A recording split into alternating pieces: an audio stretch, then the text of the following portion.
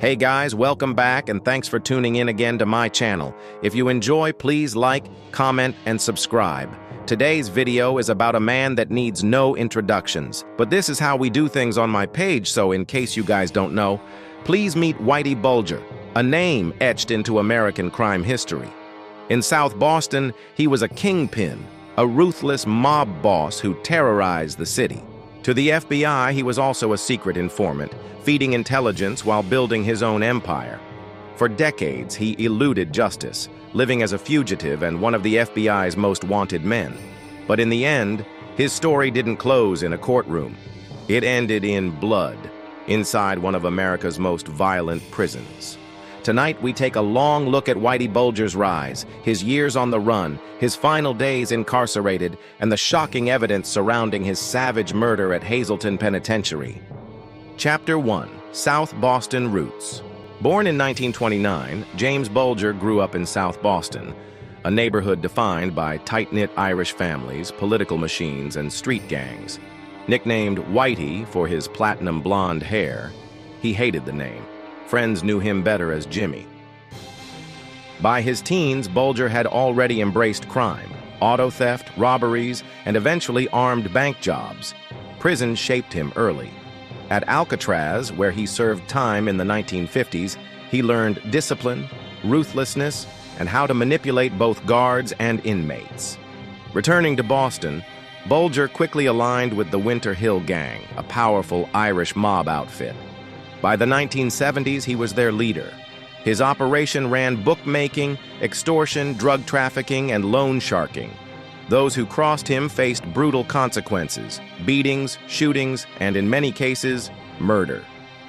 Chapter 2. The FBI Deal. What made Whitey Bulger unique was not just his violence, but his relationship with the FBI. Meet John Connolly. He was a Boston-born FBI agent who played a pivotal role in one of the Bureau's most infamous scandals. Through his handler, Agent John Connolly, Bulger became an informant, supplying information on the Italian-American Mafia in Boston. In return, Bulger's Winter Hill Gang received protection. The FBI looked the other way, while Bulger eliminated rivals and expanded his empire. This unholy alliance allowed Bulger to thrive for nearly 2 decades. He was both predator and protected asset, feared on the streets yet shielded by federal law enforcement. It was a betrayal that would haunt the Bureau for years. Chapter 3. Fugitive Years. In 1994, Bulger caught wind of a huge indictment coming his way. Thanks to Connolly's tip-off, he disappeared without a trace. For the next 16 years, he was like a ghost, completely off the radar. Rumors had him popping up all over the place: Europe, Mexico, even South America. The FBI chased down tons of leads, but they just kept hitting dead ends.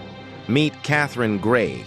Bulger and his longtime girlfriend, Catherine Gregg, finally found a cozy spot in Santa Monica, California, using fake names to blend in.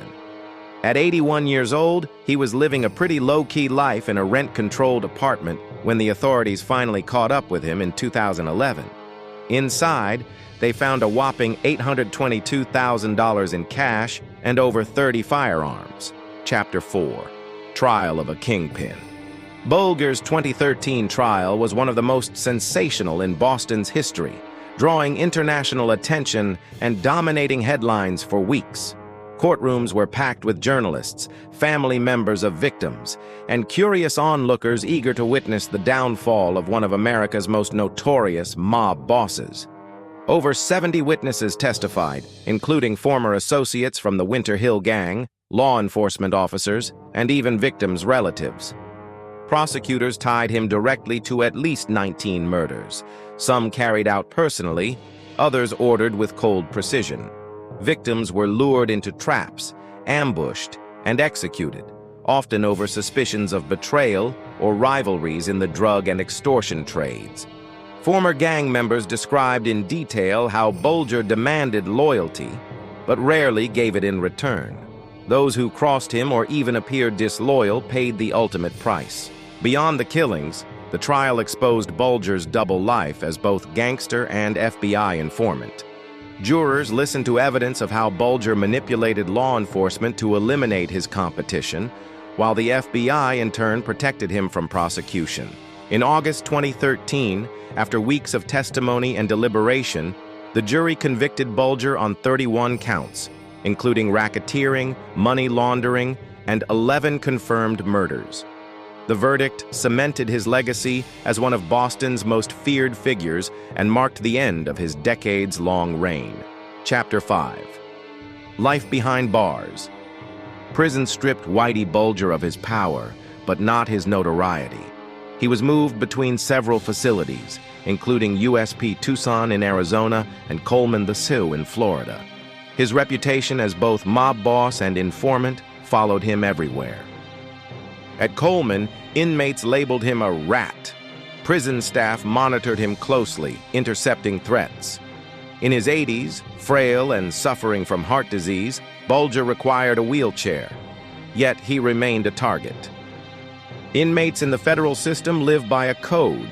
Informants, child abusers, and police officers are marked men. Whitey Bulger was the most infamous informant of all. To many inside, killing him would be the ultimate badge of honor. Chapter 6. Transfer to Hazelton. In October 2018, the Bureau of Prisons made a fateful decision. Bulger was transferred to USP Hazelton in West Virginia, a facility known among inmates as Misery Mountain. At the time, Hazelton was plagued by violence, understaffing, and gang rivalries.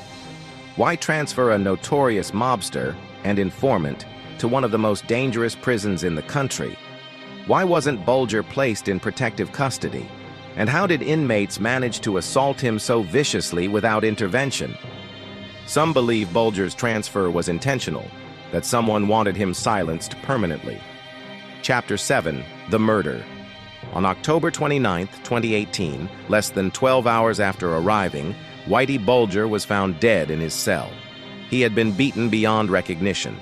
Reports say his eyes were gouged, his tongue nearly cut out, a symbolic execution for a man branded a snitch. Okay, guys, meet Fotios. Freddie Gayes. Investigators jumped right in and quickly pinpointed the suspects. At the top of the list was Fotios, a mob hitman from Massachusetts who's doing life for murder. He's not a fan of snitches, so Gayes wasn't about to spill anything. 2 other inmates got caught up in it too. The brutality raised suspicions. Was this a spontaneous attack or a premeditated hit carried out with inside knowledge? In 2022, Gayes and 2 others were charged with Bulger's murder, with prosecutors claiming the attack was quick and planned. Chapter 9. Legacy of a Mobster. Whitey Bulger's legacy is one of violence, corruption, and betrayal. To Boston, he was both feared and despised. To the FBI, he was a symbol of failure. Inside prison, he was a marked man. His death at Hazelton was nothing short of brutal, almost like something out of a medieval story. For a lot of folks, it felt like it was bound to happen. A mobster who thrived on violence, betrayed friends, and twisted the system ended up meeting the same fate he once dealt out. This is the wild tale of James Whitey Bulger's last days. Picture this: from the gritty streets of Boston to a secret spot in Santa Monica, through intense courtroom drama, and finally ending up in a West Virginia prison cell. His life wrapped up in a violent, mysterious way. Do you think James Whitey Bulger got what he deserved, or was that brutal beating he took just way too much, especially considering it ended his life? Drop a yes or no in the comments now. Let's hear your thoughts, obviously. Thank you for watching. If you want more deep dive documentaries into true crime, prison stories, and the rise and fall of America's most notorious criminals, be sure to like, share, and subscribe.